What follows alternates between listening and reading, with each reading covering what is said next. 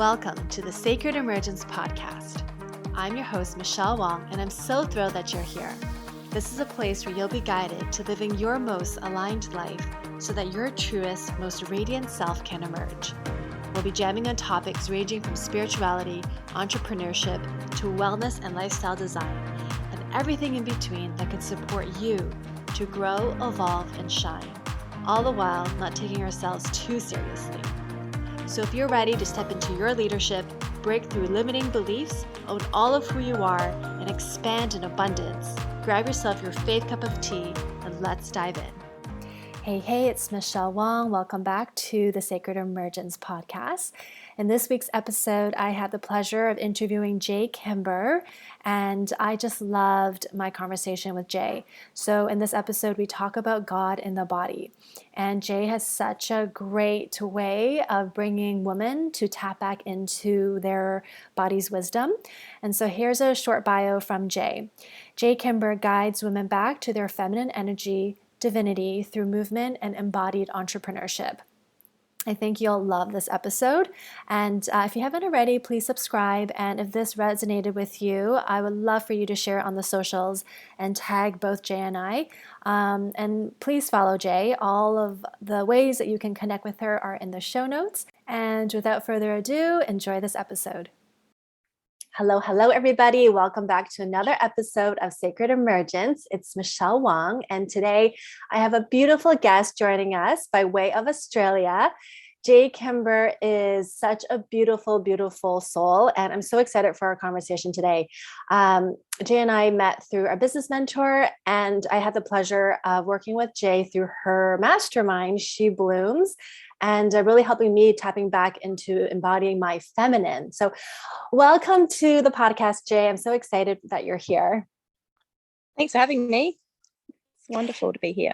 Yeah. So, there's just so much, we're going to talk about God in the body. And you're sitting in your beautiful new home that you purchased in, it looks like your sofa. I'm on my couch. Yeah. You're just living the life. So I just love connecting with you on the socials and just watching your journey. And I feel like you have this deep trust in life. And I feel like a huge part of it is our topic today, God in the body. So I would love to hear maybe whatever's coming through for you. Yeah, it's my favorite topic. So I'm really glad that we chose this topic.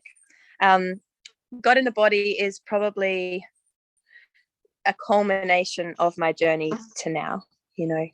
Growing up Christian, I grew up with the Christian God, and that was a man in the sky with a white beard and quite into damnation and lots of rules, and it's possible to sin and you can go wrong. And so I kind of left that and went on a spiritual journey. And then when I finally embraced femininity again as valuable and started to incorporate my art back as my business, so business as art, and my dance is my art, when that came to the forefront again, something magical happened. And it was that I reconnected with divinity and God in a very different way. And the way that I connected with God was through my body, not through concepts of my mind. And so diving back into this feminine practice of dance and art and creativity was actually the thing that led me back to God, but in a way that I had never experienced before. And so what ended up happening was I realized that feminine energy is the place, the experience of holding hands with divinity. And it's actually where we are the most sovereign, because we bring God from being a concept to being an experience in our body. And that is sovereignty, right?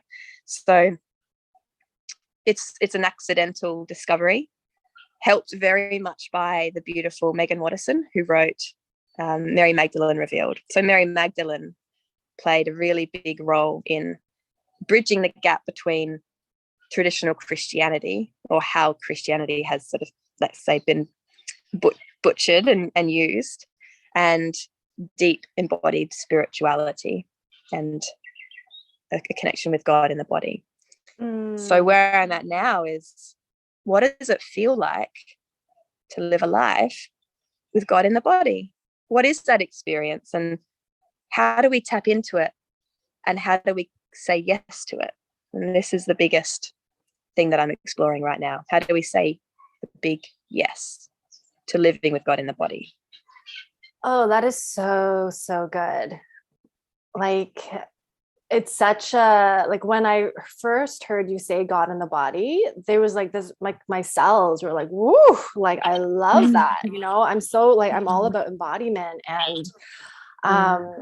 And so like, for me, it's just like, it's an invitation back to the feminine in a way that it's like, I think it's always meant to be like this, right? Because we're in a body. Yes. Yeah, and it's been such a strange thing that's happened, is it's brought me back to Christianity, and in a way that I can reclaim it quite easily, because I can understand now things like, what is the Holy Spirit? And from church, I remember this Holy Spirit chat and understanding the Father, Son, and the Holy Spirit. And now I actually get it, that the spirit that runs through us is a living spirit. It's God living through us, and it's movement, and it's fire. And it's very interesting, when I understood that the Holy Spirit was represented by fire, I understood why my brand Femme Fire was Femme Fire. And so what I'm finding is, as we live with God in the body, when we do allow ourselves just to say yes to the next step without understanding why we're taking that next step, or why we're being called to say yes to this thing, that if we just trust it, yes, Femme Fire, yes, this brand name is coming through. This was 2.5 years ago. I didn't really understand what that fire was then, truly. But as I continued to follow the journey of my journey, I realized that Femme Fire is the femininity and the embodiment of the Holy Spirit inside of us, the living God inside of us. And so this idea of God in the body is like you said in the beginning, trust and saying yes, and not knowing why, and not needing to logically know why, but being willing to surrender to the next step that God is presenting for you. That is so good. Like, Yeah. like as you're talking, like I've worked with you, so like I get it, like, and then for listeners, it's like, how would like a listener, because it's so like the concept of God is all in the head, and how would one bring it into the body? Yeah, this is the challenging part, and this is the part that takes a type of focus that we haven't really trained all that much. It's not like you get to set a goal and live the goal. It's a different process. So I'll explain it in two parts. The first part is this concept of we have free will. We have free will to do whatever we want. In any moment, we can choose to do anything, let's say, right? We predominantly live in quite free societies. Very lucky. So I got my free will. I can get up in the morning and I can do whatever I want. So we have free will. Or we have this option to kind of relinquish this choice and choose to be in service to God's will. So I can make a choice in any moment, or I choose to be in surrender to the divine. But that is my free will choice, to be in surrender to the divine. Now, how do you understand what's your will? How do you differentiate what's your choice, your will, the thing that you're deciding, or what is God moving in your body? This is a big question. How do we know the difference between the egoic drive, the drive that drives us from the mind, or a drive that drives us through our body? And this takes a process of space and time. And what I have created by accident, I didn't create it, came through my body, is a process called drip, bubble, spark, and fire. And this came through in a masterclass that I ran. And I actually created the masterclass, and I knew I had to.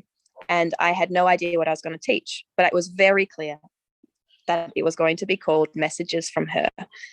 And each day of the 3-day masterclass, it was very clear. The first day I had to help people to gather up all the energy that's in their mind, the thoughts, the ideas, the shoulds, the coulds and the woulds, and the anxieties of projection into the future, and the depressive feelings of looking back at the past, right? And allow that all to just drip down the mind, past the neck, over the shoulders, down the chest, and right down the body all the way to the toes. So this drip process allows you to share the pressures that are in your mind with your whole body. It's like inviting the body to hold everything with you.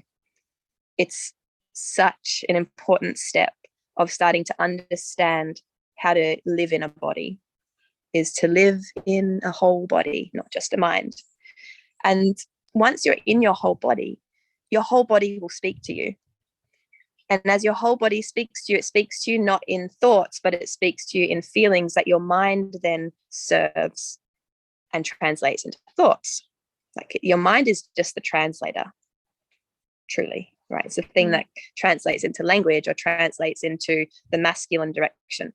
So you feel into your body and you can something will bubble up out of your body, an inspiration, an idea, a piece of art you want to create. And if you trust the thing that's bubbling up and then you put it into spark, you spark it into action, your life will start to take a different direction. Not a direction driven by the head, but a direction driven by the whole body. So this is the process of starting to understand what it means to have God in the body and be driven by a place where you relinquish choice to the divinity inside of you. Drip, bubble, spark. And then the fire part of it is when you continue to take those sparky actions. Like, I have this impulse, like, this thing lights me up. I'm inspired. Inspiration equals alignment. This is a whole body alignment. Then you're on fire. You compound that over time and you feel like you're on fire. You know that feeling? Mm-hmm. Yes, he said yes, he said yes, he said yes, he said yes. And suddenly your whole world just feels full and fiery and sparky, and your eyes are alight. Your eyes have a light. And this is a sign of someone being inhabited by the Holy Spirit, the fire of life. So this is the difference this is how we know if we're living with God in the body. We have this light behind our eyes and we feel full of purpose beyond ourselves, bigger than ourselves. Or if we're driving our own life with our own choices, we can feel like we're carrying a lot of weight. It's all on us. We feel separated from the whole. We feel a bit stressed, maybe a bit pinched off. I think like most people can relate to like the part of in the head, feeling pinched off, stressed in the head, like all the things, right, worrying about the past and the future and all of that. Where, like, can you share like maybe your own before and after, like when you were maybe not leading with God in the body, and what that was like for you, and like how life has started like just blooming and blossoming when you've like, okay, I'm surrendering to the divine in my body? Yes. I mean, I'm going to be very real and say it's a process every day. There will be moments in my day where I'm trying to make my own choices and they never feel as good as when I'm surrendering. So it's a living thing, and it continues to trip me up always, because I've grown up in this culture, and this culture is a masculine heavy, head heavy, value towards masculine achievement culture. So every day we're going to be faced with having to hold where the value is in our body. But I could say that from my personal life, let's go back 5, maybe 6 years ago. Wow, could even be 7 years ago. And I was running business back then, and I was an organic farmer. So I'm out in the fields. I used to have 2 plots of land in different microclimates. One was on top of a hill and one was on the flats. And I had a farm manager. I would be driving the tractors. I had volunteers. And then I had a warehouse with a green juice press, and I ran multiple farmers markets with my juice and my produce. And I also ran a produce box business and a washable menstrual pads business at the same time. Now, all of these businesses were passion-led businesses, because for the last 13 years, I've been unemployable because the spirit inside of me has always been loud. It has always been loud. So I was following I was following a God in the body. I was following the inspiration that flew through me, but I was in a very masculine driven, working towards burnout and overwhelm vibe. Like the way that I lived life, I'd work all week and then wake up on Monday morning after all the markets and cry for the whole morning from exhaustion. So 80-hour weeks didn't look good on me. Right? And what changed all of that was understanding the value of feminine energy and art and creativity, and my uniqueness not having to be spread over multiple businesses that were saving the world, right? Organic farming is going to save the world. That's what I used to think, eating healthy is going to save the world. So drink green juice and eat organic produce. And I was overcompensating in my actions by being a farmer and being somebody that made the juice for the people and the produce boxes. So I was putting other people before myself. I was really, really thinking service meant I needed to be below everybody else. I'm just a pawn. I'm just in service. So the shift from masculine forward working, like I was in, to feminine forward working is I acknowledge my body. I acknowledge the needs of my body. I soften into my cells. I honor pleasure, and I honor joy. Those become valuable suddenly. Like they weren't allowed to be valuable because the world needed saving. And how selfish of me to spend time in pleasure and joy, even though I liked my jobs and my businesses. So the shift to being whole and truly bringing an integrated God in the body, like it's like inspiration business, burnout mode, or full divine business. My whole body comes with me, and as I bring my body with me, the genius appears. It's not a good idea that beats me down through time. It's constant genius day after day after day. And so my business became very different. Like still working, definitely, but I was relaxed and beautiful, and beauty came in, and I started dancing again, and I brought people back to a place of calm instead of overcompensating and doing all the things for them. They started to make those internal shifts themselves to take responsibility for their own health and the planet. I love that. So it's almost like you switched your business energy into one of receiving, right? Because then it's like people started being responsible. Well, that's really it, because when I was working 80-hour weeks, I mean, I was paying myself $700 a week, and my business ran all my expenses, and I had extra thousands. It was a good business, but I worked 80-hour weeks, right? Up to 80 hours. And the shift was when I shifted my business, hardly any expenses, because I was just me and my art, not warehouses and staff and superannuation and insurance and all things. It just became me, and my income easily 10x'd with less work. And that was when it really hit me, that saying yes to that there's a gentle voice. It doesn't need to be a rampant, fierce force. It's a sturdy, calm power. I love that. A steady, calm power. Yeah. I was going to ask around like the income, like just like the financial shift, because I feel like so many people are like there's so much fear because people are in jobs because of, you know, they need the income. And so to suddenly just go into this trust, it's like, well, how am I going to survive financially? And it sounds like for you, it was even better. Yeah. I mean, I've always been an all-in person with business, because I really felt in my spirit I couldn't work for somebody else. There was very few causes or businesses that I would truly feel in alignment with. So I was always a no matter what, I'm going to make it work kind of person.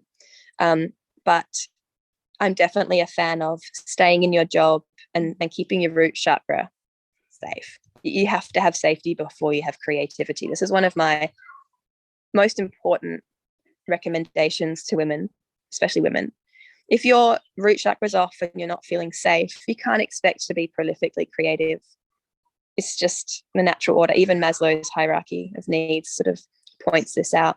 So if you leave your job and expect to go straight into a prolifically creative, God-driven business, and you don't have business skills or someone to support you or a way to actually feel safe, the creativity center, the sexual energy center won't fire. It just, unless you have a profound, and this can happen, a profound trust in the divine, and you surpass the human safety requirements. It's rare that will happen. It is really, really rare. So it's really kind to be kind. It's really important to be kind to yourself in the transition if you're going to go from employment to self-employment, I found. Yeah, I really appreciate that. Like I feel like I don't know, like was there ever any like business messaging where it's about quit your job and start, you know, your business? Like I just feel that is so dangerous. There was, and I've been a part of people watching other people push other people, saying, go on, do it, we'll never work unless you're all in, blah, blah, blah. And then seeing these people put so much strain on their business. And, you know, I've heard it called, you know, you go out there and you're marketing something and people can feel when you need lunch money or you need to pay your rent, and people were like, doesn't feel good to be your rent money, right? So there's definitely the energetics are real. They're the most important thing. And if you're not super clear with your own energy, even if people don't understand what they're feeling, they're going to feel it. Yeah, I agree. Like it definitely creates some tension in your body, and people just go, why is she feeling tense? Yeah. Yeah. So one of the things that I just love watching you is how you move and you're dancing. And I remember you saying like you never could have fathomed how you can have a business where it's about dance, like using dance as an introduction to your business. So I would love to hear that, because for me, that's like when I see you move, I'm like, that's God in the body. That's so God in the body. Yeah. And this goes back to, you know, me being a farmer and thinking this was valuable. How am I ever going to get paid for my art? You know, who wants dance? Who really needs dance? So indulgent, right? And so the shift came when I connected to my sexuality, and I had an incredible sexual awakening, the most profound sexual experience with myself without even touching myself. It was just fire. It was like 1,000 suns in my sacral chakra. And it's like I woke up, and when I woke up, that energy moved through my body. Now, I've always been a dancer, or since I was 15, so not a super young dancer, but my mum was a teacher, and she taught in a way that was technique-y. There's technique, but also funk with the technique, like make it your own. And so I had this wonderful gift of freedom inside of my education, my dance education. And so when I had this sexual awakening, and I started moving energy through my body and reconnecting to my art, I started to notice something. I started to film myself, and I'd watch it back. And there was a very fine, powerful observation that I made. And it was that there were times when I watched myself dance and I didn't feel much. I was like, oh yeah, pretty dancing. And there were other times that I watched myself dance and my whole body was on fire. This is quite a big confession to make that I'm about to tell you now.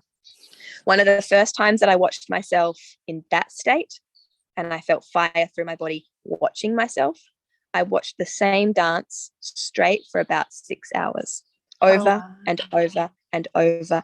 And I basked in this feeling. And it wasn't like, I'm so hot, I'm such a good dancer. It was like breathlessness, awe, inspiration, fire in my body, like absolute drive to just commune with this experience, this space, this energy in my body. And I, after the sexual awakening and these experiences running through my body, I downloaded my first program fully, done in 10 minutes. It was called Femfire, my dance course.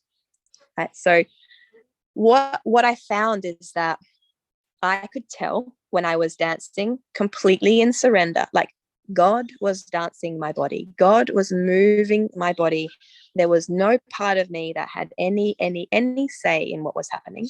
And then there were other times where the Jay, the dancer, was dancing.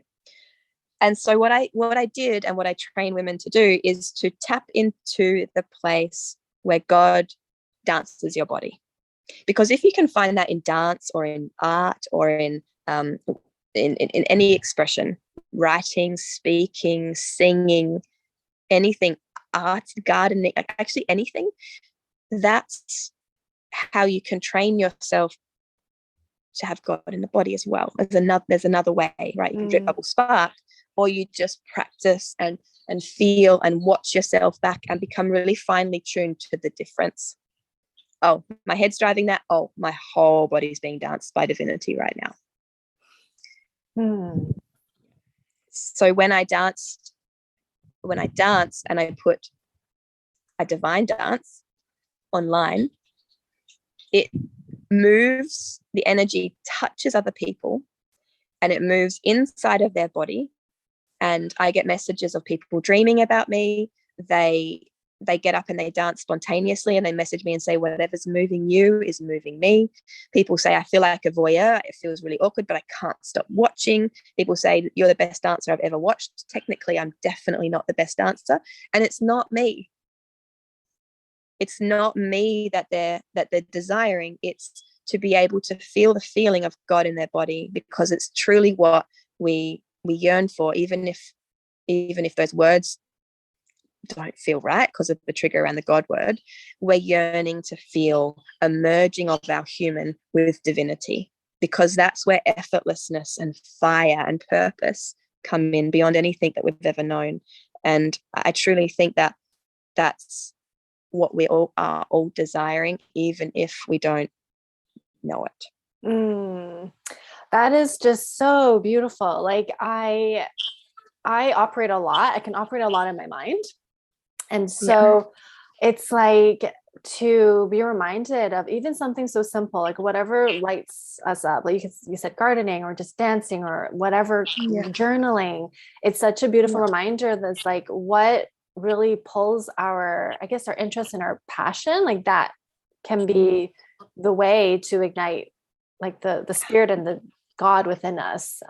So I love that. 100%. And that comes back to inspiration equals alignment, where your whole body, your mind, and your words, your actions are all saying yes to the same thing. That is alignment. And if you say yes to that and you let that spirit move your body and you compound that through time, that will lead you to an experience of living with God in the body. The thing is, it's scary.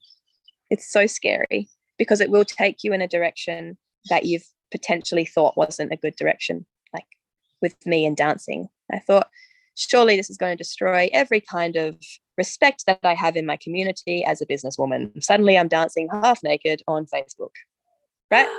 But it didn't. I went from being Jay the farmer and green juice girl to whoa, like some people maybe thought whatever they thought, but other people were like, whoa, I did not know this about you. And it was received quite well, because another thing that's very important to mention is if you dance from your head and people watch it, you're fragile of their opinions. If you dance from or do anything from an embodied divine state, you're untouchable. They can say anything. You're like, that wasn't even me anyway. I'm just a vessel for something way bigger than me. So say what you like, but I'm doing it anyway. And you become this, it's like you've got the protection of God. It's like you've got the blessing. It's a really powerful experience. That is so good. Oh, I love that. I love that. It's like, it's true, because especially with social media, it's so easy to fall prey to criticisms or like mean comments or whatever. And like, and I think that a lot of times people hold themselves back from fully expressing themselves. And I just love what you shared. Like you're untouchable because it's not really you. Yeah. It's a really great experience. I wish it on everybody to be so confident in something that comes through them that they can just allow it and feel confident in it. Just like that. Yeah. But then in the same breath, I can say, yeah, sometimes I dance and I'm just all up in my head and I watch it. I'm like, what happened? What? But it comes with time, and it comes with if you haven't done it in a while, or you've got a full-time job and you are required to kind of be suspended up in your head, out of your body, it is a journey, maybe every day, to come back into your body and let your body speak about what's next for you. I love that reminder that it's like, it is like, it's a practice, it's a journey, because it's almost like there's almost an expectation of I should get it right the first time. Yeah. But I know for me, like in front of a camera, I'm very self-conscious that there's a camera until I've done it enough times that I just forget that it's there. And then I'm no longer performing when I'm moving or whatever, dancing. Yeah, that is a very big one. With all types of art and life, is the performance for others, is thinking, like, especially with dance, you do it for others, right? It's to look pretty on stage, right? It's a performance. Even art, like, what are other people going to like? And if you can get to that point of, I really don't know what other people like, what do I like, what feels good for me, and be free enough to eventually get to that place. And I actually think it can take a lot of time, if you're a painter, to go through the technical skills and then be willing to play and make mistakes. And one of the things I do in one of my programs is to get a piece of paper and scribble. Just let yourself scribble. And if you can't, people, you judge your scribble. Oh, am I scribbling right? You can't get it wrong. You really can't get it wrong. But until you realize you can't get it wrong, and go into that, embodying that freedom, you're not free. You can't be in full surrender. So practice with scribbling. Absolutely. Free flow scribbling. Do it 10 times in a row and scrunch the paper up and throw it away. Burn it. Burn past play. And be willing to move on to a new style consistently, a new style of scribble, and watch how that scribble becomes your own unique flow. And do that for a month, 10 every day. You will have created a unique style of scribble, not because you tried to, but because it came through you. I love that. Because scribble, there's no rhyme or reason. You just move the pen. Yeah. No like judgment. With life. Oh, I love it. Yeah. So how can listeners learn more about you, connect with you? The best place is Instagram. Facebook and Instagram. But I think Instagram's my daily. I just bought my house and I'm renovating. So whenever you connect with me, you get my life. You get all the aspects, like I'm living in a caravan and my property with a bus, and I rent my bus out. So you kind of get the whole story and the fun journey. And I do speak about my business and what I offer on Instagram, and then on Facebook as well. So on Instagram, I'm at Kimber, JayKimber, and Facebook, I'm Kimber, and I'm dancing. I've got this like dancey profile picture. Amazing. I'm going to put links to the show notes. And then programs. So you have, I saw a few that you're currently offering. Do you want to share that as well? Yes. The one that I'm just doing is the business confidence program. That might be the only time that I run that one. Probably the big one is business as art. It's a 3-part self-paced exploration of feminine energy in business. So business as art, and then the Femme Fire dance course. So those 2 are the ones that you can access anytime. And then if you want to work one-on-one with me, the She Blooms Mastermind is an option, or one-on-one private coaching. So you can reach out to me. They can reach out to me if they want to chat about any of those options. Amazing. I loved working with you. So anyone who's listening, I highly recommend connecting with Jay and checking everything that she does. It's just so fun to just watch you. It's like, I just love that you just flow. I love it. Thank you so much. You're beautiful. Thanks for having me on. So any time with you is a good time. So I'm really so blessed to spend more time with you. Yay. Well, thank you so much, Jay. And to those listening, please share this episode, tag us on Insta if it resonates with you, and we'll see you soon. Cheers. Thank you. Mwah. Mwah. To help you feel more supported and nourished in your body and nervous system, you're invited to download the free I Am Supported meditation in the show notes. May you feel grounded in who you are as you become the fullest expression of yourself. Thank you for listening to the Sacred Emergence podcast. Make sure you subscribe so you don't miss an episode, and thank you in advance for sharing with those who can benefit. Until next time.